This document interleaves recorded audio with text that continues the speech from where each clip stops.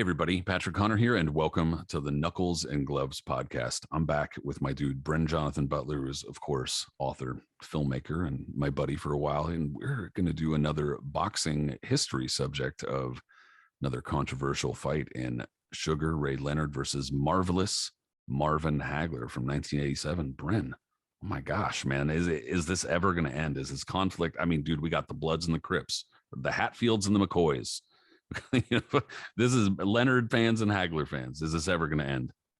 No, because I absolutely hate Sugar Ray Leonard, except that he beat Floyd Mayweather's dad. Good for you. I'll give you credit on that side of the board. But all of his other antics as a brand, I can't stand. I don't have anything against him personally. But I mean, I hate to say it, but as a result of watching this fight twice to talk to you, it's even more contentious inside of me that I could not give this fight to Hagler. Didn't give it to Leonard, but it's just like the knot tightens every time you watch this fight. It just yanks on both sides. And that is the last result I wanted. I wanted to come to you with a definitive result. And unfortunately, it's exactly the opposite. But I think to get there is going to be much more interesting because for the first time I researched the context around this fight. And I think on both guys' side, such an interesting fight. Well, you know, in the last time on the last show we did where we rescored a fight or a controversial fight, there were very few complaints, but there were a couple of complaints that we got to our scores too late into the show or at a portion that was not clear. So fuck it. Doesn't really matter. Let's go ahead and give our scores now, if you don't mind. How did you score this fight? This 12 round fight, which is an important number here. Well, draw and let's see if I go down the line. First 2 rounds to Leonard, 4th round to Leonard, 6th round to Leonard, 8th to Leonard, and the 11th to Leonard. Maybe the 11th could be a draw, like that was a close one, but 6-6 and not even a hard 6-6 for me to score. Like I really wasn't torn particularly, even though like I'm aware of all the arguments on both sides because I watched the legendary nights on this and sort of saw all the Hagler fans. And I love Hagler, not as much as Duran, who's my favorite fighter all time, but Hagler, I love everything about him. Inside the ring, outside the ring. I love his entourage are just such great blue collar guys. So I would do anything to give this to Hagler, but Leonard, also the narrative, I thought this was interesting. We'll get into it later, but the narrative of the flurries at the end of each round to steal rounds for Leonard, I don't really see that at all. It sounds nice, but I didn't see it in practice watching this fight.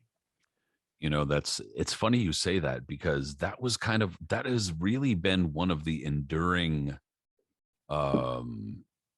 talking points surrounding this fight over the years that, oh, Leonard just waited to the last 30 seconds of every round and flurried, you know, did the shoe shining shit when he really only did that in maybe like 2 or 3 rounds tops. And it wasn't I wouldn't say that I was paying close attention and just listening for 30 seconds, but I only heard it maybe once or something like that. It wasn't that egregious or obvious or anything like that, despite it being one of the talking points that's carried over from this fight. I scored the fight 8 rounds to 4 for Marvin Hagler, which is funny.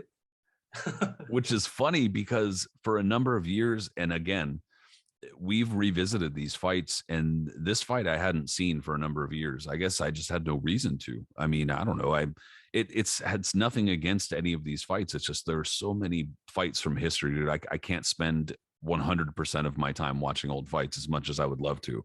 But, you know, I have to be kind of choosy sometimes. And this isn't a fight that I've watched for a number of years, but I distinctly remember the last time that I watched it and like kind of scored it. I came away thinking Hagler got started way too late, gave away too many rounds. He could not have won that fight. And so watching it back and scoring it for Hagler or feeling as though Hagler should have won was like, wow, I honestly didn't expect that. And I didn't arrive at that conclusion believing I was going to. I thought I was going to get it, you know, close for Leonard. And that's not what I arrived at. I think the other big feature about this fight is a bit like Floyd's genius for taking fights when he did, is I think Leonard had the same thing. I think Leonard got into Hagler's head, and I think after watching the Mugabe performance, he saw that there's enough diminishment in Hagler, even if it's 5% off his fastball from like who he was against Hearns, let's say. He said, okay, now I've got him where I can work with this. Even though he's jumping up in weight, like this is not an easy fight for Leonard to take by any stretch. But, because it's easy after the fact to sort of rearrange the parameters of how we view it. But I think the slight diminishment of Hagler has echoes of sort of how we feel a bit about Pacquiao Mayweather. Like, had it happened 5 years earlier, is it going to be the same thing? Maybe Floyd was able to, but Floyd certainly didn't think he'd be able to do what he did when they actually fought. And he gets full credit. I mean, if we call it credit, for taking the fight when he did, to be able to implement his game plan as effectively as he did, just totally nullifying anything Pacquiao had. And I think Leonard was able to do that here. He was just able to handle this version of Hagler, who was, 32 years old at this point. For me, and this is just my opinion, I thought that Mayweather Pacquiao is the kind of matchup that Mayweather just had a stylistic advantage in no matter when they fought, but I obviously could be wrong. However, I think that you make a good point about Leonard catching Hagler at this specific time and did it purposely, and also probably got lucky. There were a few rounds where it looked for maybe about stretches of 30, 45 seconds that Hagler was starting to beat him up. Like he didn't sustain it. And Leonard was intelligently stifling that momentum. And I thought that was a big part of why Leonard came out of this looking at least somewhat impressive. But that is one kind of narrative from this fight that does hold true, in my opinion, is that Leonard did catch him at the right time and did time this the way that he wanted it. And that level of kind of manufactured or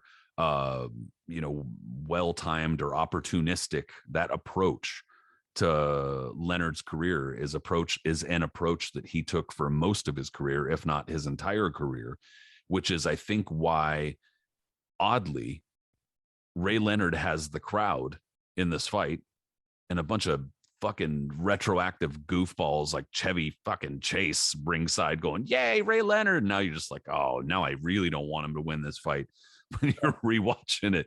But nonetheless, he has the crowd. But then in the historical sense, Hagler has the crowd. Hagler has the fans, without question. I think that over the years, Leonard has kind of developed into a character where people recognize that manufactured portion of his character and career. So anyway, I thought that also was pretty interesting to look back at that and see that, Hagler did not have the crowd in this instance.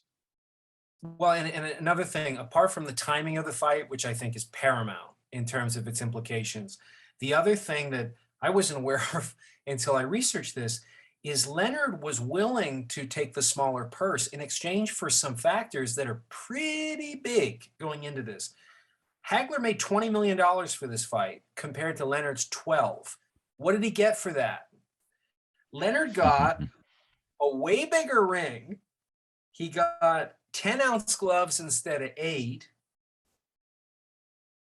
and 12 rounds instead of 15. Yeah. Now, it tells you something where, like, money was a big deal to Leonard, that if he's willing to swallow making $8 million less when he's been throughout his career so much more lucrative as an athlete than Hagler ever was. Now, again, Hagler's a champ at this point in time, but I mean, as a draw, Leonard was always way bigger than Hagler. It took Hagler forever to get in a position to earn big money. And I'm not happy about that. I think Hagler, I love his style and everything and what he represented. But you got to give it to Leonard from one perspective, that all of these conditions that he's curating to make it as ideal as possible, sacrificing the money. But in the end, who was tortured by this fight? It's not that he lost out on $8 million in the purse.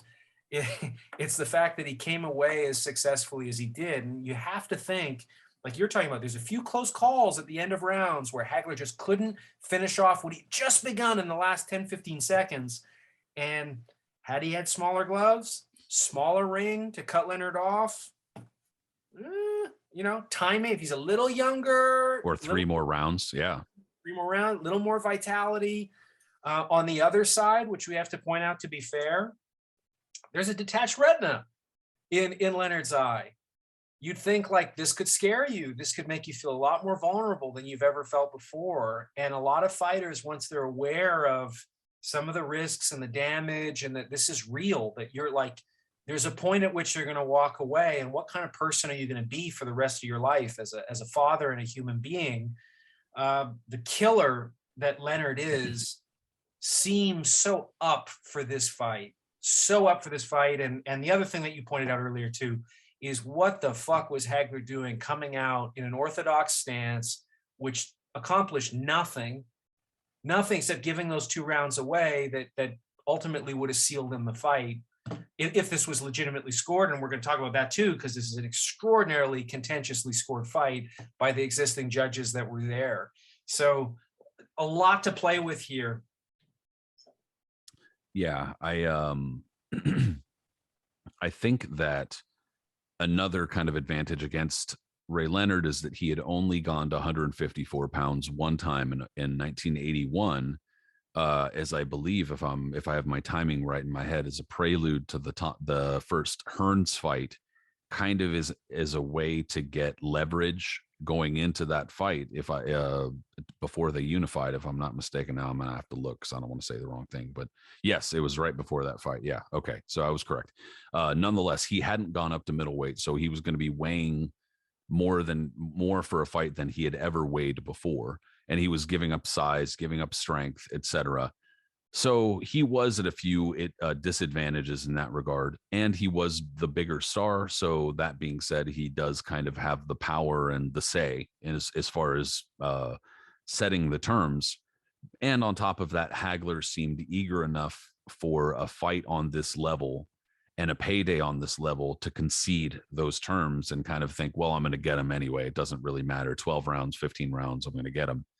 And so anyway, it's kind of like I don't want to use those as crutches or excuses, because going through round by round, there were opportunities. And Hagler, like you said, so coming out in round 1, he comes out orthodox, and Ferdy Pacheco immediately is critical of his choice to do so and all over him. I thought Leonard had a really good jab early on, and Hagler was trying to jab with him from his right-handed stance, but was getting outspeeded. And at some point, Leonard caught Hagler with a really good left hook, and Hagler kind of got some body work going. And I thought that this was a theme, kind of like in Mayweather Castillo that we talked about last week, that the body work the aggressor was putting in was going unnoticed by the commentators, and it was kind of money in the bank that was better than what I remember, I guess. Even so, I thought that Hagler clearly gave away that opening round. He followed too much, kind of chased after Ray Leonard, who was moving really well, pivoting, using angles, and just kind of getting off as he wanted. Yeah, it's the same thing. Hagler comes out curiously in an orthodox position. It's completely ineffectual. Leonard is dancing, but he's also dictating all of the action and clearly frustrating Hagler. I don't know who the hell could score the first round for Hagler. Just one last thing about a bit of context for people that don't know or weren't born at the time or whatever. Sugar Ray Leonard is going to retire 5 times in total. That's a good point. Yeah. His career. Leonard had secretly had 4 warm-up fights with, I believe, fairly elite competition going into this fight, just to test out where he was actually at. He had 2 knockouts and won all 4 of those fights. And Angelo Dundee in his corner, if anybody wants to rewatch this, I didn't pick up on it, but it's interesting context, was only paid 1.25% of Leonard's purse. And so 150,000 in total, which led to him bitterly parting ways with Leonard after this fight. Just kind of another hit against Leonard, unfortunately, that it makes this just a very bitter pill to swallow in retrospect. But and last thing, 46 of 50 writers picked Hagler going into this fight. That's a good point. That's a good point about it's a good point about the retirement, because not only is that obviously an incredible, stat in and of itself, but once again, a strike against Ray Leonard here is that he had used the threat of retirement also for opportunities. And I guess the whole point is that like in life, when you punch down, you're a fucking asshole. When you don't need to use your leverage over people that you already have leverage over, you're an asshole, dude. That's just how it is. It doesn't mean that you can't do it, but sometimes just because you can doesn't mean you should. Nonetheless, Leonard used that threat of retirement, and just like Floyd Mayweather, Ray Leonard was a big enough star that he had his own gravity about him, in that other fighters in and around weight classes would stop what they were doing so that they could get an opportunity to fight Ray Leonard.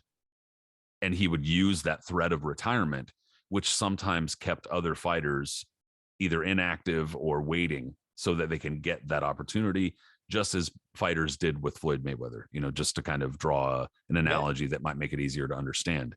So that just kind of is an extra layer of crappiness here. Well, and one of the things I liked about the way this is framed by the announcers too is Larry Merchant says, "Is this late than never, or never than late?" So April 6, 1987, 350 million people watched this live around the world. 350 million. It had been sold out for 5 months. And, at the outset, Merchant compares it in terms of buzz. The next biggest fight that he attended was Ali Frazier 1. Now, I mean, try to make that comparison, that the buzz going into a fight. Yeah, you'd have to go back to Ali Frazier 1, which, I remember, the first time meeting Tom Hauser, saying, what are your 3 favorite fights you've been to? And he's like, well, Muhammad Ali, Frazier 1, Ali Frazier 1, and Ali Frazier 1. There's no, how do you go to the next one after that kind of thing? So the buzz just could not have been bigger. These guys are 32 and 30 years old. Interestingly, that Hagler has the longer reach, which I didn't know prior to this. 75-inch reach for a relatively short guy. Little different than your normal kind of slugger style. I mean, I think it's why you get such miraculous knockouts from Hagler, is because he has a reach that I think guys just do not expect given the style. Well, there are a number of stoppages that he scored, like the Willie Monroe 3 stoppage, for instance, where he's catching them as they're moving out and stuff like that. Almost as if they're there's no way he can get me from that distance, and he leaps up and gets them. So that doesn't surprise me. Yeah. So let's go to the second round. What I had was Leonard getting some solid body work in, landing some right hands. It's a much more competitive round. 51 thrown, 29 landed for Leonard, 57% accuracy. So again, this is one of those rounds, I don't know how you score it for Hagler.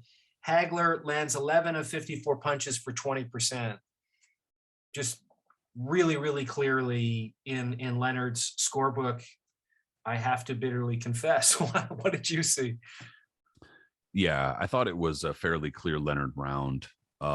He was active with his hands, but also kind of playing to the crowd. I think this was where he started doing a lot of moving, stalling, and a lot of kind of gesturing to the crowd to kind of win them over. And it began working, because Hagler was again following, not able to cut the ring off, not cutting the ring off at all, really. He wasn't even trying for most of these first 2 rounds. He again landed some body shots, Hagler that is, but Leonard also was landing body shots back and started also getting his overhand right working. That was a shot that he came back to a number of different times through the course of the fight. So Hagler just wasn't active. He wasn't able to get any momentum going in either the first or the second round. And it appeared in round 2 that Hagler had started kind of slipping. This was starting to, even only 2 rounds in, it starts getting to a point where, like, all right, how many of these rounds are you going to give away, buddy? And that's what it looked like. Yeah. Third round, I had Hagler beginning to land. He finally switches back to his natural southpaw stance. Again, I just don't understand the first 2 rounds giving that away. I mean, I felt that way at the beginning of watching Terrence Crawford, but I think he pulls it off. He's just such an effective, complete fighter that like I remember with Gamboa, he switched and you were kind of like, oh, I don't know about this, but in the end, like, worked out just fine. But with Hagler, I just don't see any evidence of it remotely being effective. It doesn't throw Leonard off. Leonard doesn't care, and he's not landing anything. And there's no ability to implement effective aggression. So finally, in round 3, switches back. I thought Leonard had some moments. Leonard also demonstrated, I think, to Hagler and the crowd, he clearly is not rusty. And that was a big question mark, because I think that overwhelming majority of the writers writing him off, it wasn't writing off anything to do with Leonard. It was just saying that layoff and being at a new weight, how much is this going to affect? There's just no way it can affect him at this age. What Leonard has demonstrably shown by round 3 is not rusty, is completely effective at this weight. And this is a lot more competitive than I think Hagler thought it was going to be. Last thing. Yeah, I mean, I just had that his fastball is in no way diminished. And in a handful of exchanges, I thought Hagler finally was able to be a little bit more effective than Leonard, slightly. So I gave round 3 to Hagler. A lot of people that score this fight for Leonard give this to Leonard, but again, like, none of these rounds I really fought myself to score. I was pretty clear by the end of the round. Okay, I know who this goes to. And round 3 goes to Hagler for me for the first time in the fight. Yeah, the decision to come back out southpaw was fairly key. He was able to back Leonard up to the ropes and land some kind of tricky left hands from the southpaw stance finally, and then also had some body work going. I wound up scoring it for Leonard, but kind of with an asterisk that it could have gone to Hagler. And mostly because I felt Leonard kind of understood the pace of the round a little bit better. And this was one of the few rounds where that kind of narrative about him stealing the round or whatever, I thought that it kind of applied a little bit here, in the sense that it took him a little bit long. There were kind of gaps of inactivity for Leonard in this round, where it seemed like he was maybe a little bit confused about the southpaw angles. But then also, when Hagler kind of, his activity dipped off toward the end of the round, Leonard picked it back up. So again, I wouldn't be sad if anybody scored this for Hagler. And he clearly had more success than the first 2 rounds, even just by virtue of fighting southpaw and getting some of those angles. But kind of alluding to something you had said a moment ago there, another reason why kind of the feelings, the pre-fight feelings coming into this, and especially after those first 2 rounds, you said earlier that you thought Leonard had gotten into Hagler's head, and that's kind of what it appeared even through the 3rd round. And you could see why. And again, the backdrop of this fight, with Hagler having fought more times, having kind of come up the rough way or the hard way as a contender. And you look at Ray Leonard, whose amateur career, he was a gold medalist. It's not like he was handed everything, because he did work hard, but he clearly got more opportunities than other fighters. His entire career, 100% of it, was videotaped and very heavily covered. And there aren't that many fighters where that's the case. And so I think that going into this fight, Hagler viewed him as somebody like, he couldn't let this guy win. He couldn't let the pretty boy win, who was given all the opportunities. That's bullshit. He came up the hard way, and it's his time now. But that, for whatever reason, that mindset, I don't know if it got into his head too much or whatever. As soon as Leonard came out and showed that he wasn't just going to be, bowled over, I don't know precisely what it was that kind of hindered Hagler, but something did. And in any case, yeah, I thought that that third round was close. If you give it to Hagler, no problem whatsoever. However, the fourth round is, I thought, where Hagler clearly starts picking up the pace and kind of starts understanding that he's not buying it anymore. He's not buying into Leonard's bullshit, and he's going, all right, oh Jesus, I just need to walk him down and punch. Fuck, all right, well then let's do that. And that's kind of what it seemed like in round 4 to me. He started far more aggressive. He started landing a really good left hand lead from a southpaw stance, and Leonard was like not throwing punches for maybe about the first 30 to 45 seconds. And pretty much every time Leonard got something going in this round, whether it was jabbing or getting a right hand going, Hagler was right there on him and answering back. And so in any case, I thought it was a somewhat close round, but Hagler landed really good body shots. And again, they weren't really mentioned whatsoever. And then Leonard landed his share punches, but kind of that neglecting to punch for the first like 30, 45 seconds of the round, that hurt him. That definitely hurt him in the round. And Hagler managed to get that momentum.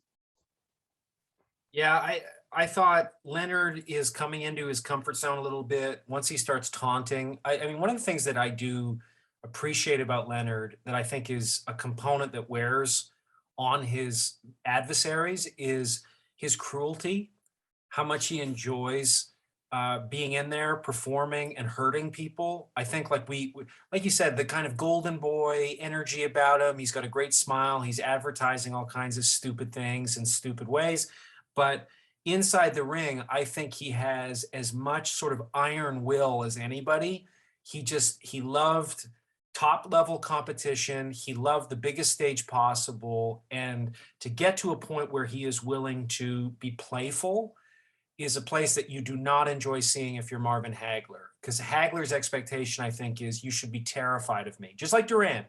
I think Duran, like these guys are just used to just breaking people and doing it in this kind of surly, angry sort of style. Whereas with Leonard, there's joy in hurting people. And that can throw people off a little bit. You know, it's its own kind of knuckleball about how to deal with it. And I remember like Ali, I think Tyson said it about Ali, is that the most dangerous fighters in the world are not the guys who are coming in a surly, angry, frustrated way. It's the Ali way where you look like you're having fun, where you're performing at the highest level, but you're also enjoying it and you're playful. That can really throw guys that just don't have that gear. They don't have that element of their personality to kind of join up with the athleticism. And so I thought, again, Leonard was able to control here. He still was the matador with Hagler in enough of an effective way. Hagler looked angry and frustrated, which I think affects the judges a fair bit, and sort of just the mood of the round and where the mood of where the fight is going. I think it was sort of pouring gasoline on the crowd to be like, ooh, Leonard is doing something very special. I don't know if Hagler is going to be able to close it. So it created this great tension and dramas. Is Hagler going to be able to do this? Whereas I think going into the fight, everybody's like, when is Hagler going to do this? Now it's can he do this? That was an interesting change here. And I think you're just seeing also in this round, Hagler's inability to slow Leonard down. Leonard's hand speed is just a little too much for Hagler in the exchanges. And I don't think that would have been true had the fight happened a year or two earlier. Again, it's a credit to what I think Leonard observed by doing good research going to that Mugabe fight and being like, aha, I can win this one. I can find the right strategy to do what's necessary to win. If I can implement this plan, I think he's at a point now where I can do this. So I gave the fourth round begrudgingly to Sugar Ray Leonard. I actually did have something of an asterisk on that round because there were a few moments where, like you said, like for instance, it was maybe like late in the second minute or something. Leonard landed a really good like bolo punch, and it was a right hand, and it landed kind of low, but it was exaggerated and it got the crowd going. And then right before that, I'm sorry, he landed a big exaggerated right hand and then did the whole, whooping his arm up thing, and Bolo punched him again with the right hand.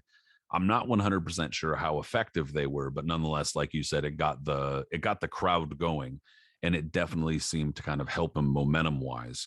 So I wouldn't really be too hurt if anybody gave that round to Leonard. However, it was the next round where I think that was a pretty unequivocal Hagler round. However, if you're at like round 5, you're at round 5 in the fight, and that's the first round where you're like, all right, this is the round where you have to give it to Hagler. That is getting started kind of late. I mean, it is getting started kind of late, regardless of how you're scoring these other rounds, man. It's not a good look.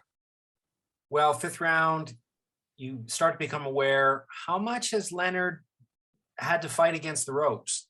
Almost not at all.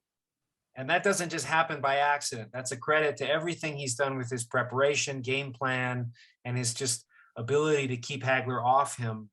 And Ray is still scoring here, but I think the bigger shots in this round become apparent, like even going into the end of this round where you have maybe the biggest shots landed in the entire fight.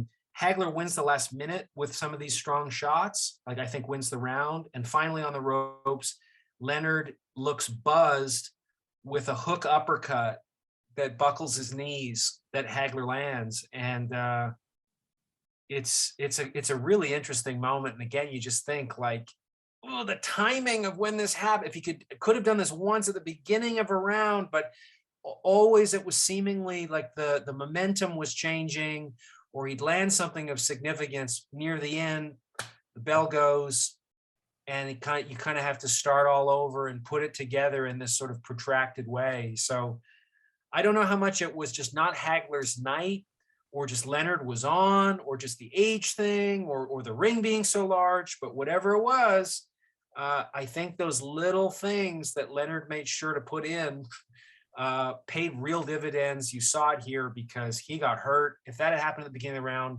I think Hagler is one of the great finishers. Could have been some real trouble, but as it stood, I pretty clearly gave this round to Hagler, and I struggle to see how you give it to Leonard. Yeah, it looked pretty clearly to me that in about the last 30 seconds or so, there was a series of shots. Hagler landed kind of like Hagler would often throw from a southpaw stance. He would throw a jab that was a little bit more like an overhand right, but from a southpaw stance, so that it wasn't just a mere jab, but that shit was a punishing punch. And he landed 2 of those, and then he landed an uppercut right after that. And the uppercut looked like it rocked Ray Leonard. And they showed it again in the replay between rounds, and it sure, he kind of wobbled backward right afterwards. To his credit, he didn't let anything happen after that. He went to the ropes and kind of just tried to flurry his way out of it. And it mostly worked because he didn't get knocked out, didn't get further hurt. But nonetheless, Hagler took that round for sure. And then with the momentum from that, like you said, had it been just a little earlier in the round, or had it been in a slightly different way or something, I don't know. Had he been able to catch up to him just a little bit earlier, it might have been different. So he had momentum going into the 6th round. But I thought that Leonard actually picked his pace up, almost as if he realized that he lost that round. And to his credit, Angelo Dundee was giving that kind of like that relationship between Angelo Dundee and Ray Leonard. It sucks that Leonard probably screwed him over, considering how much he got paid. To only pay your trainer that much is pretty fucking weak, dude. But regardless, that legendary relationship between Angelo Dundee and Ray Leonard really shone in the middle of this fight. And this was one of those moments where Angelo Dundee was imploring him. He was like, all right, you got to pick the pace up, baby. Come on, baby. Smooth. I'm telling you, smooth, and stuff like that. And, obviously they had their own vocabulary between them where shit meant, you only had to say a couple words, but he was telling him, get in a couple punches and get the fuck out of there, keep moving. And I thought that Leonard was able to kind of pick the pace up. And like you said earlier, the hand speed was making a difference. Hagler was starting to let his hands go, but Leonard was catching him in between a lot of those shots because of his hand speed. And that's kind of where I think some of the scoring difficulty might come in for a lot of people. Do you like that Leonard is catching him clean? but maybe not hurting him, not really doing much damage? Or do you like those 1 or 2 shots Hagler is landing clean in, between 1 or 2 exchanges? I don't know, because there's no formula. Like we talked about in Mayweather Castillo 1, there's no set formula for what a jab is worth or what a body shot is worth. But nonetheless, this was a round where I thought it was somewhat close. However, Leonard just picked the pace up. Yeah, the other thing is, if you're a little outgunned in terms of speed, your punches should not be wide. And Hagler's punches are getting more wide. So he's got the deficit in speed, plus Leonard is pot shotting him with straight punches. So it's just basic geometry Yeah. in terms of what's going to get there first. And so, yeah, Leonard was able to use that effectively, that advantage. I thought, besides that, Hagler was able to land a couple of solid left hands. Mm-hmm. He looked more confident. Ray began to hold, which maybe conceded, like he's feeling that punch from the last round and feeling a bit more of the power. Yeah, he wasn't letting much happen inside like before. He was definitely a little more desperate to clinch inside after that. Right. Leonard got cornered, but won the exchange, which was interesting. Got a holding warning at the 2-minute mark, which was, I thought, interesting in terms of sort of how to set the tone for the round. And then Ray closed out the round with a really nice combo and like a nice exchange that I thought he won. So again, begrudgingly had to give the round to Leonard. I wound up giving it to Hagler with, again, an asterisk, because I liked Hagler's heavier shots in the exchanges. However, I could definitely see, it's apparent to me that the crowd was definitely behind him.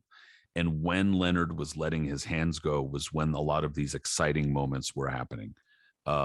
So I'm not surprised. I'm not mad about it. And I don't think it's stupid.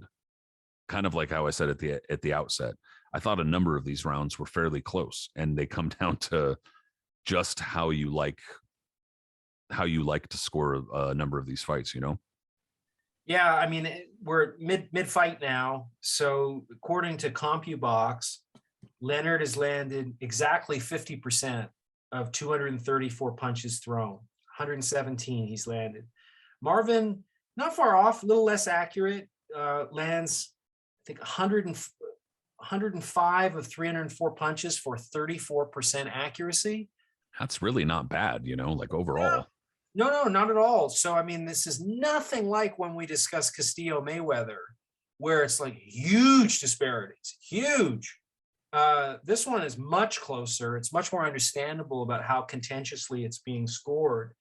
But I have it 4-2 for Leonard going into the 7th. So 7th round, finally, we're kind of seeing a fight in a phone booth, and you think like, ooh, is it going to become this for the remainder of the fight? Marvin is gaining a lot more of an advantage in most of the exchanges, which is kind of the first time we've seen that in the fight. Hagler lands some nice shots at the end of the round, and Ray throws a really glaring late punch at the end of this round. So again, you're seeing maybe a bit of desperation. How is this working into Leonard's confidence at this round? Maybe it's changing. But Ray's hand speed is such a surprise. And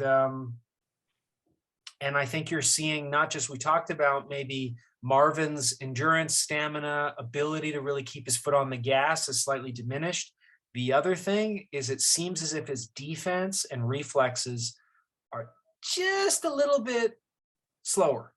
And Leonard is able to pick up on that and gain some confidence from it. He's seeing that there's a kind of light at the end of the tunnel, sticking with the game plan here. And he's able to do it, which is like, he gets full credit for that. He has the kind of mental toughness that when he's been wobbled and stuff like that, goes right back to the game plan. Here's what I need to do. Don't fight on the inside, make adjustments, the necessary adjustments. But I think he's fundamentally aware, I'm fighting a diminished version of Hagler in front of me, and I can take this fight. He's fighting to win. He's not fighting to survive. Yeah, I had it 3-3 in rounds going into the 7th. And I did think that the seventh was a good round for Hagler. However, it was also an entertaining round because both guys were landing and both guys were exchanging. But that was Hagler's fight. But like you said, there's a number of layers to this. It was Hagler's fight, and the momentum was on his side, but he wasn't as dominant in these moments as you would expect him to be, which gave Leonard hope in these moments. Yeah, he was being outmuscled. Yes, he was being walked down, but he wasn't being thoroughly beaten up like many people expected. And he was still able to outspeed Hagler in a number of ways.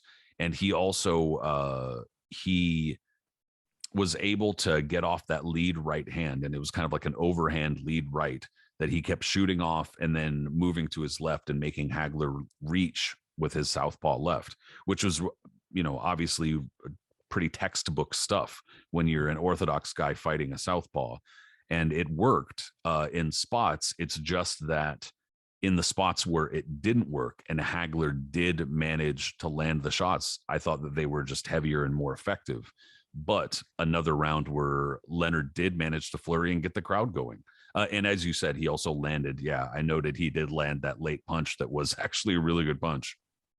Yeah, I still narrowly gave the round to Hagler. It was definitely a very close round, but I slightly gave it to him.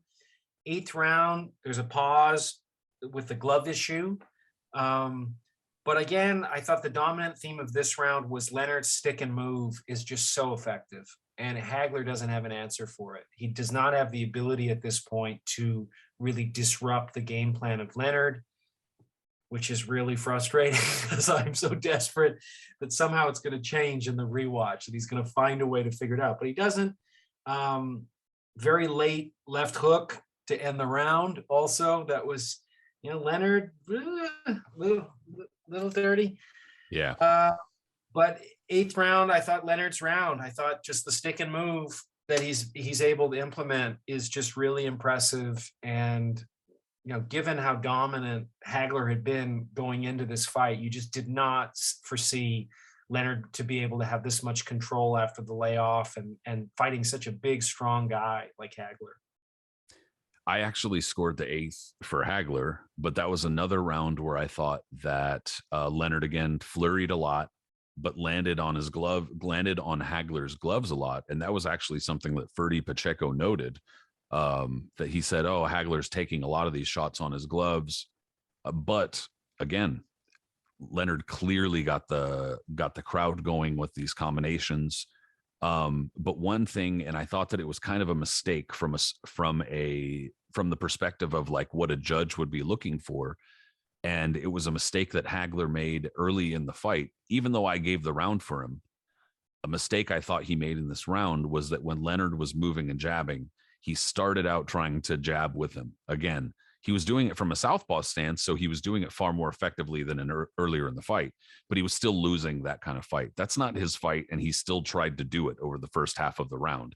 And I thought that was a big mistake, again, even though I gave him the round. So, yeah, you're seeing a theme with me and my scoring and with yours, I think, that it's kind of like really just depending on how much stock we're putting into the ring generalship, I guess, if you will, to use the boxing pundit term, because Ray Leonard is showing good ring generalship and he is controlling how the fight is fought in a number of these rounds, even some of the rounds that I'm giving to Hagler, because it's just that Hagler's not doing what he should and could be doing, even what the Petronellis are asking him to do between rounds in a number of these rounds where they're flat out telling him, you need to be the boss and stuff like that. And I also earlier in the fight, I did note, I think it was after the second or third round, they say to Hagler in the corner, "Remember, you're the boss." And Hagler's kind of like looking down like, yeah, I'm the boss. It was almost kind of like a moment like, wow, he doesn't seem confident at all. And so, like I said earlier, it seemed pretty clear that Leonard got into his head a little bit before this fight. And in moments during this fight, that seemed to kind of creep back in. And perhaps, the eighth, again, even though I gave it to Hagler, was one of those kinds of moments. And one of the things that's so great about this fight, the ninth round was my favorite round of the fight, largely because Hagler responds. Yeah. uh, it, there are some great exchanges in this. I thought Hagler's pressure had never been more effective, and finally gets Ray against the ropes. And this happening despite the fact that Dundee is saying explicitly to Ray, box him, like do not get into a slugging match with this guy.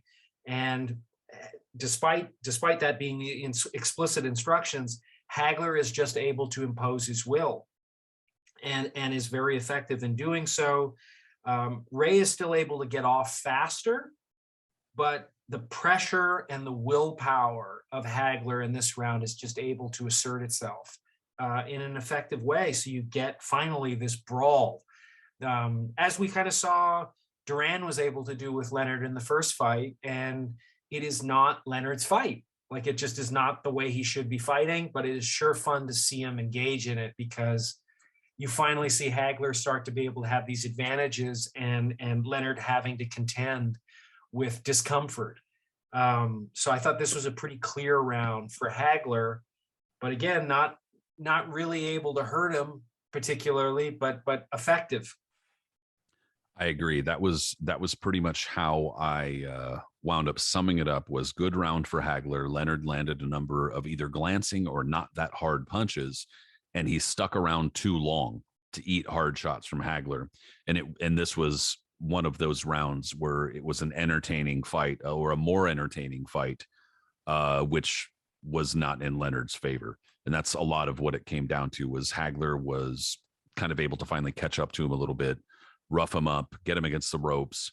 And again, a theme throughout this fight for me was that I was seeing Hagler landing body punches, sometimes not that hard, but sometimes fairly hard, and they were getting overlooked. I'm not 100% sure what they were doing to Leonard, but I do know that Leonard wasn't sticking around for much more of them, so he didn't like him. And this was a round where Hagler definitely stuffed some of those in there for sure. 10th round, we are down to 9 minutes left in the entire career, not just of this fight, but in Marvelous Marvin Hagler's career. So it's weird to think of it that way, but that's where we are. Needless to say, there's no way he could have known that at that time, but he knew it, Patrick. He knew it. Maybe, maybe he did, and maybe that's why he fought that way. Who knows, But Ray is finally starting to look tired. Finally, the layoff seems to have some kind of effect. And yet he brilliantly, and again, I hate complimenting this man, but he brilliantly pulls off these flurries that are effective. And, the effective aggression from Leonard in this round, as much as Hagler is trying to do what he can to regain control, I had to give the round to Leonard here. And, what other notes do I have? No, I just had, Ray was able to deal with the fatigue in a way that is just really impressive given the circumstances. And no, what am I talking about? I gave Hagler the round, but still, the notes that I have entirely are of Leonard very smartly flurrying, and I guess narrowly gave this one to Hagler. My notes are a little bit inadequate in this round, but that's my memory of the round. I gave the 10th to Hagler. I wrote that Leonard appeared to be mostly recovered and moved well, and he was playing keep away really well, and there wasn't much offense from either guy in the first 30 seconds, but that Hagler got going with body shots, but both fighters appeared tired. More good body work from Hagler, uppercuts, and Leonard trying to flurry, but that his feet weren't set nearly enough to land hard. Good combinations, but again, punches just landing flush, but not very hard. And then this was, I think, the second time Leonard got a warning for holding, and he held a number of times throughout the fight, and just nothing really ever came of it, and some low shots. So he kind of got away with those too, as another advantage for Leonard. And in any case, a couple of shots from Hagler slowed Leonard down toward the end of the round. And then in the last 10 punches, Hagler just kind of took it to him and took the round. That's how I wrote anyway. And going into the 11th, so through, let's see, I have 1, 2, 3, 4, 5, 6, 7. So I got 7-3 for Hagler going into the 11th round, which for me on my scorecard, then, Ray Leonard is the one who needs to step up and do something in these last 2 rounds. But that's definitely not how the conversation was going with the commentating on either commentating track. They seemed to feel that Leonard was doing a fairly masterful job of controlling the fight, which I do think there is some truth to that. Like you said, there's layers here. Neither guy was kicking the other's ass. Even if I have Hagler for 7 rounds here, this was very much up for grabs going into these last 2 rounds. I don't think either guy could have rested on their laurels or fought as if they had the fight in the bag. And Leonard, I think, was the one who stepped up with showmanship, and throughout the fight, but especially kind of going down the stretch. It was a somewhat close round that I scored to Hagler for the 11th, but Leonard found a rhythm later in the round, and my issue was that his punches were still kind of mostly glancing. It was just that he was outworking Hagler in a lot of these exchanges. It's just like, that was what I was having a difficult problem with, was like, how do I give him credit for shots that aren't really landing, even if he is outworking the other guy? It's like, that was my issue in this. And that's, I think, where I came down to. A lot of these rounds were close, and I was like, well, I don't have a problem with a lot of these kinds of scores, but anyway, close round, gave it to Hagler. Could see it the other way. Yeah, I did see it the other way. Unfortunately, I thought it was almost inexplicable that Hagler in the first minute, pretty slow pace, which is curious. Like, I mean, you'd think part of you would be a little concerned about where the judges might be. And I thought a lot of Leonard's combinations that he was kind of landing, like, they just would seem like cheap flurries, like just kind of nickel and dime and just getting stuff out there, just flicking stuff. So I found it frustrating to give the round to Leonard, but I just thought he was able to establish more control throughout the round. And in my own subjective way of scoring, if I feel like you're dictating where stuff is happening and you're more active, that it seems to demonstrate, effective aggression. And I thought Leonard did enough there.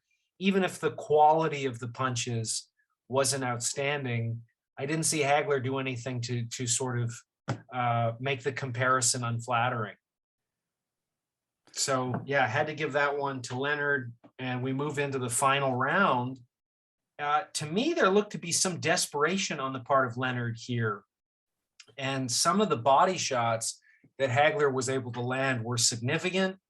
Some light flurries by Leonard, and then a whole 20-second stretch of just jumping on the old bicycle in the last round just underlined why I just fucking can't stand him.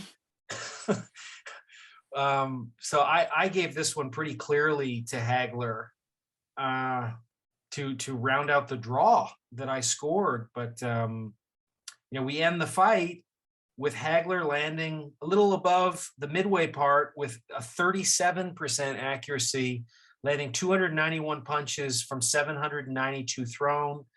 Leonard not as active overall, with 629 punches thrown, lands 306 with 49% landing percentage, which is very, very high.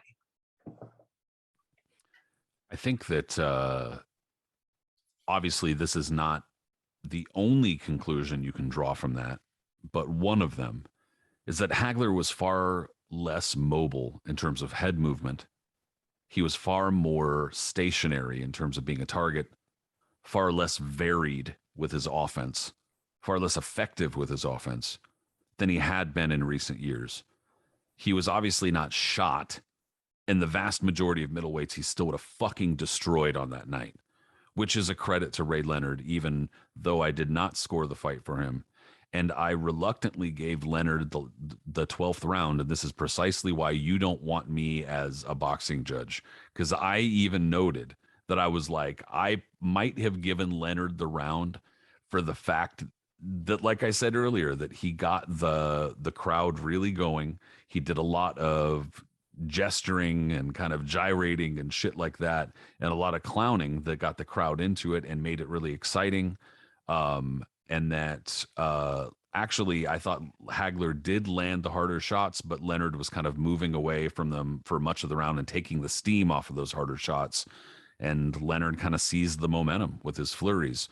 But like I said, it was kind of like I felt like I was caught up in that almost, like, even allowing myself to get caught up in that, which is stupid, makes no sense.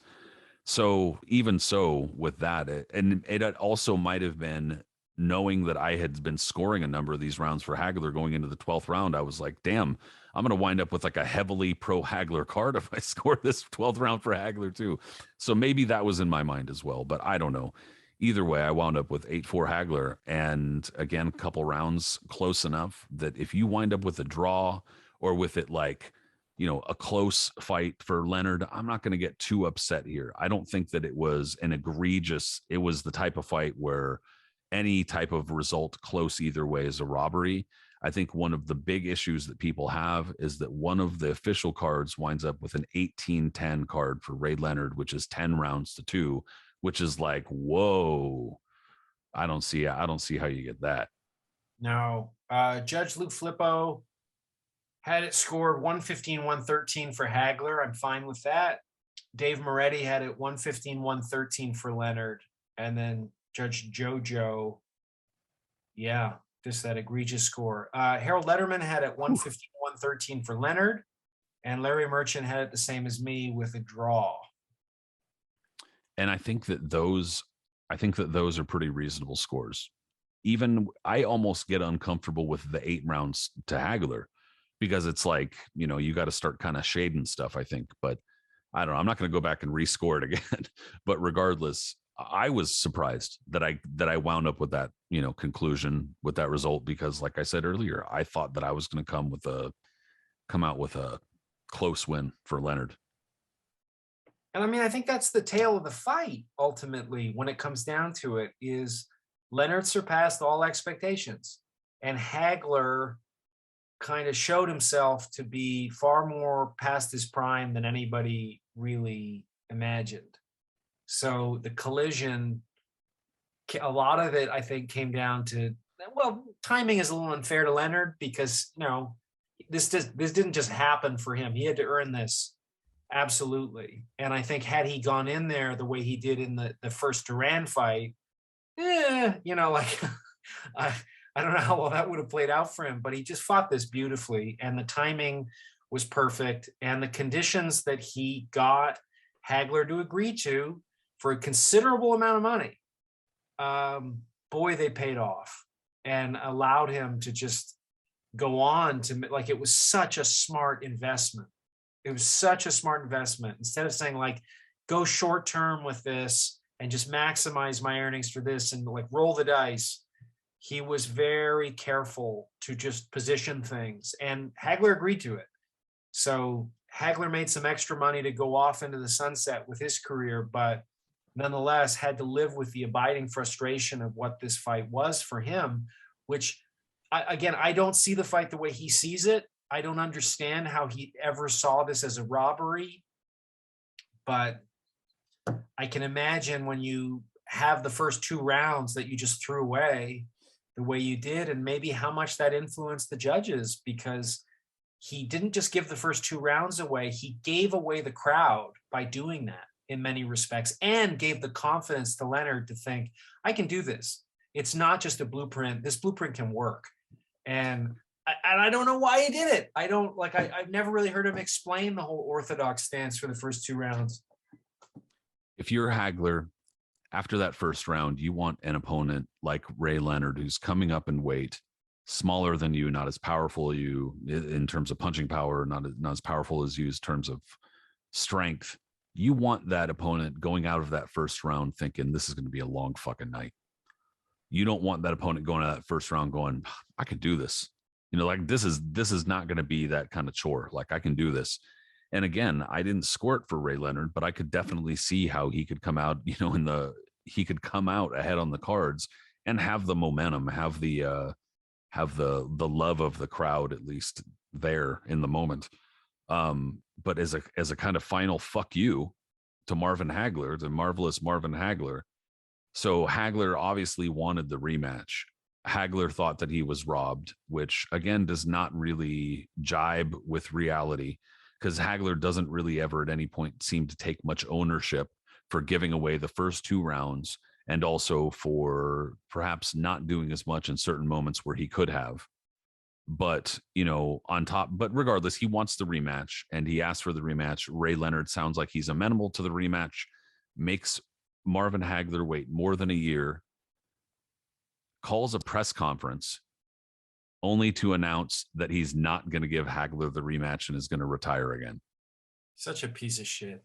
And that is the moment where I think that he totally loses the fucking crowd here pretty much permanently, where there's this massive fight, this fight that was massive in the first place. And honestly, to be honest, I thought that the fight that Leonard Hagler was more entertaining than I remembered it. There were a number of rounds where I was like, hey, this is kind of fun.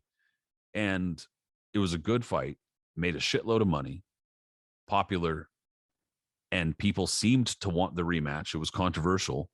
And so for Leonard to screw over fans like that and then to screw over Hagler like that, I don't blame Hagler for, I would possibly blame Hagler for being a fucking jerk after the first fight and just going, nah.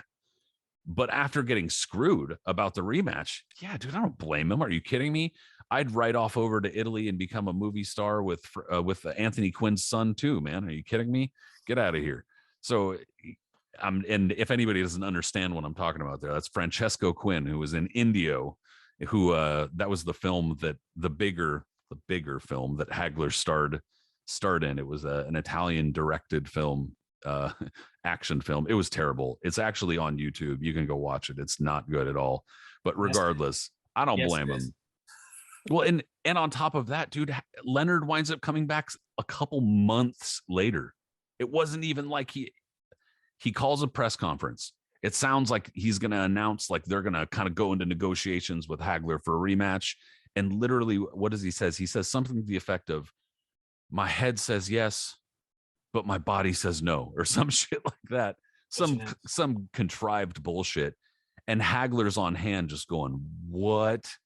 Wow. And so everyone's just like, what is this bullshit? And everyone was like, this is Ray Leonard, the asshole here, reacted poorly to it. And then a couple months later, he announces that he's coming back to fight Donnie Lalonde. And not only that, there's this entire contrived double world title shit going on where they fight for both the WBC super middleweight and light heavyweight world title. So it's just prolonging this idea of Ray Leonard getting like special treatment or something. It's fuck, dude. And that's where he loses the crowd. That's where he loses it. No, I mean, anybody who's a Hagler fan or a hater of Ray Leonard, you have to do exactly what I did after this fight and go watch Leonard first versus Terry Norris and follow it up with another serving of Hector Camacho. And then you just feel so much better. Like then you just it's just the shower. Yeah, watch Terry Norris hit him while he's down, like he did to like every opponent ever. But hey, if you don't like Ray Leonard, it's just desserts, Yeah, it feels good. It feels good. It just, I'm sure probably Hagler, like it was like Sunset Boulevard for Hagler, just watching those two fights, just whenever he felt terrible, remembering the scoring of this fight. But no, I really wish I could give this to Hagler, but I feel very comfortable with the draw that I scored. Very, very comfortable. And it's not to say I disagree with your score or anything else that's close, but I didn't feel any round where I was like, I just don't know where to go with this. Well, again, that's what makes me too wishy-washy to be a stern. I could be, I think, a good referee, but not a good boxing judge. I don't think I'd be a good boxing judge. But it was for me a somewhat difficult fight to score in a number of different rounds. But like I said, I was surprised that it was more entertaining than I remember, and that it was just closer than I remember, I guess. And I could see why it's so contentious after so many years. Tempers flare, you know what I mean? And these are two fighters who are, Ray Leonard's more polarizing than Hagler is, obviously, but because of that fandom backing Hagler, that's really only grown over the last few decades, almost to a baffling degree. But because of that fandom, feelings are strong. Yeah, still an amazing fight to rewatch. But it does just elicit these emotions of, like, the predominant feeling of it is just frustration. Is just, I mean, I'm not saying that Hagler had the fight to win, like it was his to lose, because that's unfair. Well, let me ask you something. Sorry to interrupt you, but I guess from a slightly different perspective, if you were a Ray Leonard fan, right? Like, let's say you're a big Ray Leonard fan. What do you think you're coming out of this fight feeling? Like, at the end of that fight, are you feeling like, yeah, he did it? Or like, kind of like, oh shit, I don't know if he did that. Did he deserve that? I mean, what do you think? I think it would be very similar to Mayweather's victories, like second half of his career, where it's just like he did what That was the master plan all along. What are you talking about? And I mean, also, like, I mean, let's understand each other with that. When Foreman says, like, this was the master plan with Michael Moore to knock him out, bullshit. Nobody's master plan is to lose every round and then, like come on, man. Like, I don't want to say you got Opportunity lucky. struck and you got it. Yeah. So good for you, and you're 45 years old and the champ. That's great. I love George Foreman, but don't tell me it was the fucking plan. And I can't stand Michael Moore. And behind the scenes, I think Michael Moore is a lot worse a person than even people know. If you're inside boxing, you've probably heard a few things. Yeah. I'm not supposed to talk about it, but well, anyway. Anybody who knows Gerald McClellan, and he ran in that circle, and Gerald McClellan was up to some pretty naughty stuff. So you can kind of draw your own conclusions from there. Yeah. Okay, I need to leave that aside. But just my point being here is that Leonard was able to, as he did in the second fight against Duran. I love Roberto Duran, but I have to give Leonard credit for that game plan. And, like, again, this pattern that Leonard has about controlling the conditions of the fight, of when they happen and sort of how they happen, and taking into account those little things, is a big fucking deal. And if you're sort of just like, just get in there and fight, maybe I don't know that was Duran's attitude, but much more so, it was his attitude is I can win anything that I'm involved with. Whereas Leonard was like, well, let's make some adjustments that, I mean, can be calibrated in my favor to what assets I bring to bear here. And he certainly did that with Duran. If Duran had not blown up in weight, which Leonard very astutely observed, those parameters paid major dividends, as did everything he did to control as much as he could, legitimately, making negotiations. Hagler was not forced to do any of this. He was the champ. He didn't have to do it. But Leonard is just really, really intelligent outside the ring and setting this up in exactly the way that Floyd was brilliant at setting up his career. Had Floyd lost to Castillo, like the last fight we discussed, totally different career, because everything doesn't come down to the zero. Everything doesn't come down to I'm the best because of this, and how satisfying would it be to watch me lose? Probably he did lose that fight objectively, but not according to his record. And that's the end of it in terms of his bottom line. And so with Leonard, I think he was really effective in getting into the heads of these fighters and taking control where he needed to. And a lot of fighters are reticent to do that. I remember the late Bert Sugar saying to me, where I was talking to him about a fighter who just was not doing anything to look after himself outside the ring. And he said, you must not know anything about fighters, is that they are afraid of basically taking control of anything outside the ring. They do not allow, like, they always are putting themselves up to be taken advantage of. And I think that's unfair, because I think the system is incentivized to take advantage of them.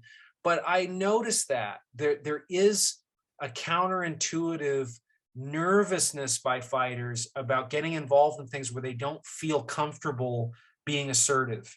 Even if they're hyper assertive in the ring, they could be quite timid in terms of contracts and people around them, saying no to people. They're very averse to that in ways that was quite unexpected until you're actually around these people.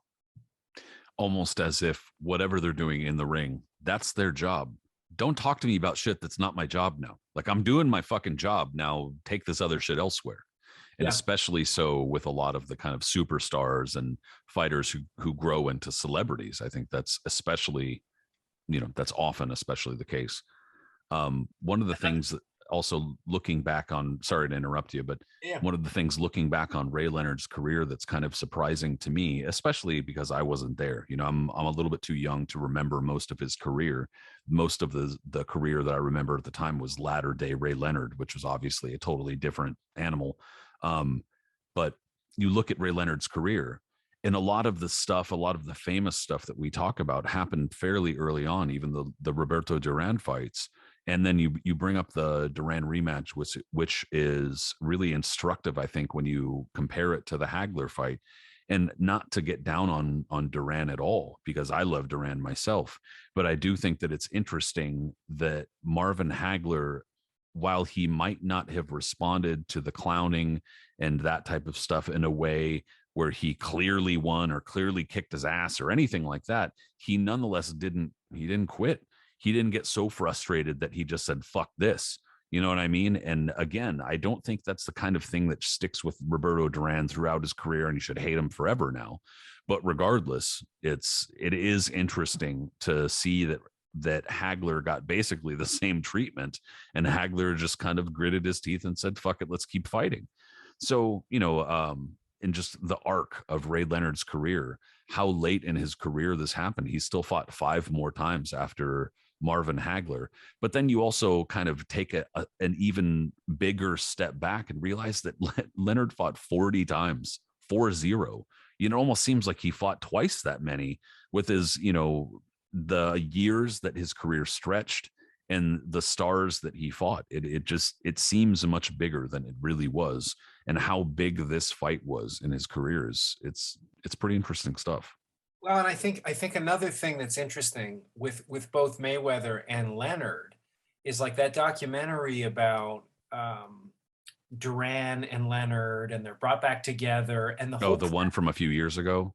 Yeah. And the premise of it is entire. The premise of it entirely is false, and yet they go out of their way to prove it by saying, oh, Duran has never gotten over this. He's never got it. It's not Duran that's never gotten over it. It's Leonard who's never gotten over it. Yeah, he's ready to just talk about the fight in the historical, and Leonard's just like, let's get to the bottom of this. And everybody's like, we're all ready to been to the bottom of it for 30 years, buddy. What are you talking about? Well, no. And I think on a certain level, to give Leonard credit for like that win and as we talked about, controlling the circumstances in which they fought, using those advantages to go into the casino and come out a winner. Great. Good for you. You get credit. But when you guys actually fought, when you really fought, what happened? You got your fucking ass kicked. Your fucking ass kicked. And so there's a side to this, which is kind of like there's a bit of a chess analogy that when you speed stuff up, you see more human brought to bear in them playing, as opposed to all the prep. Nobody gets excited by the prep. Exactly. If you can't control for all of those factors, it's more real. Yeah, exactly. Psychology is in there. Stress, like your fucking breathing is going up. You're nervous. There's adrenaline. And we see more of you in terms of what's there. And when we saw the two men come together of Leonard and Duran, we saw what Duran was able to do. And we saw something we've never seen before or since, which is that Leonard looked scared the entire time. Even at the end of the fight where it's like, hey, let's have a good fight. Get the fuck out of my face, grabbing his balls, looking at somebody in the front row. Like it was Leonard's wife. Oh my God. It was Leonard's wife. I know. Just incredible. I mean, I'm not advocating that we should all do that. I know, but yeah, it's pretty brutal shit. So iconic, and Tyson is even imitating it and gets credit for it being amazing, despite the fact that it's this complete like ersatz karaoke of Duran, like the original article. But I think the same thing is kind of true with like the Duran-Leonard fight. Is we go, oh, Duran, the narrative is Duran. The narrative is not Leonard. Okay, yeah, you frustrated him and you danced around and you took advantage that he wasn't in shape. Good for you, and you get the W. But in the end, we're just kind of like, but if you fought the real Duran, we know what happened because you got your fucking ass kicked. And he also took your soul a little bit as well. And you're pretending like the second one is the really defining fight. Exactly. Yeah. I Well, don't and that's the contrived shitty part, is to say, well, the first one didn't really count. The second one where I won, that's the one that counts. exactly right. But Exactly right. that's kind of one of those kind of foibles or ticks or whatever you want to call them, that with fighters, where it's predictable, dude. It's super predictable. It's just like where 9 times out of 10 you ask a fighter who is the hardest puncher you ever fought, it's going to be somebody that they beat. It's not the guy that fucking knocked them clean out to where they needed to go to the hospital. It's the guy that they beat. Oh no, yeah, he knocked me out pretty bad, but you know what? I took way harder shots than that in the gym against so and so. Okay, they almost always say that because it's almost like that's still in their control. Then it's like they can still account for that. They can't account for the fact that somebody knocked them clean out.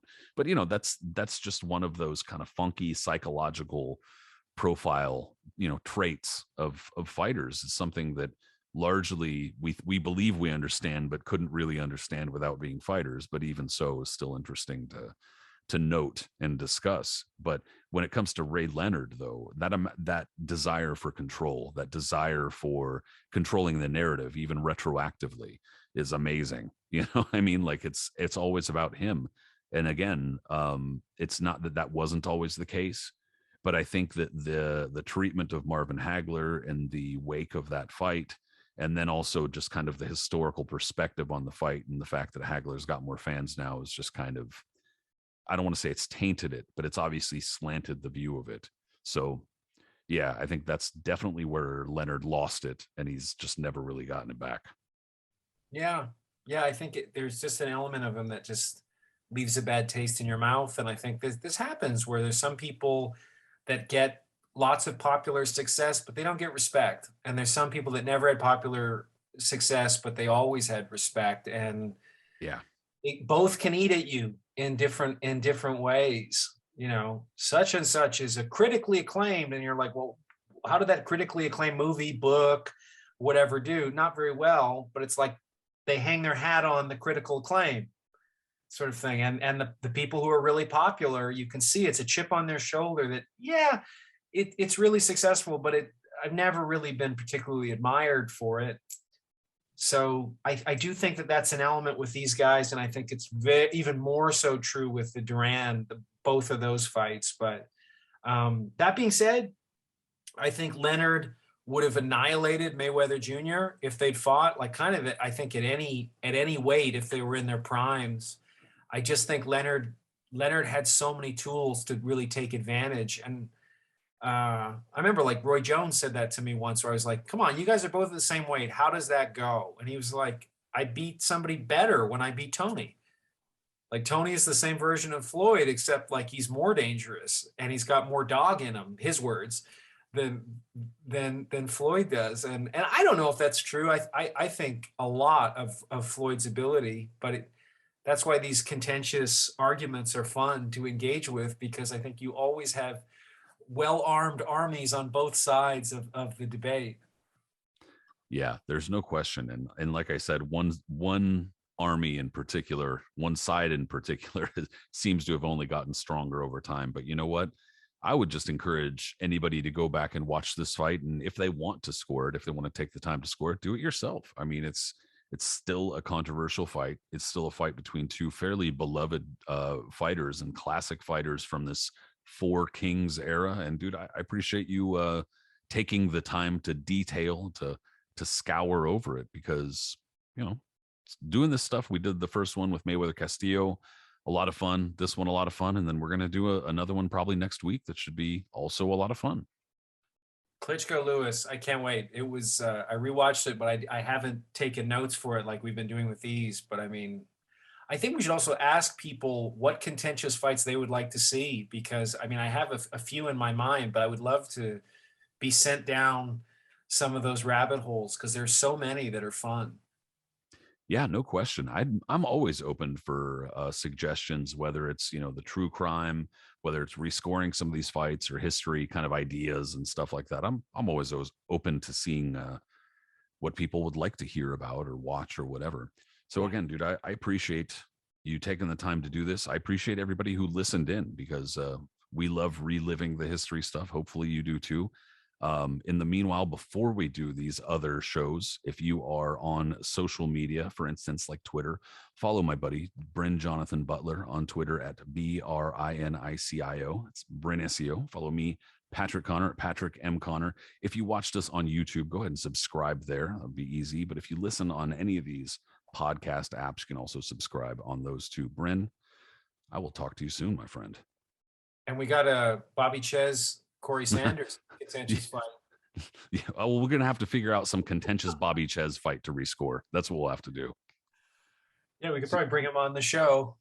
I think I hear him now. We'll have to decide what his biggest win was, rescore that in a way where he didn't win. That's what we'll have to do. All right, thanks, man. Talk to you soon. See you later, man. All right.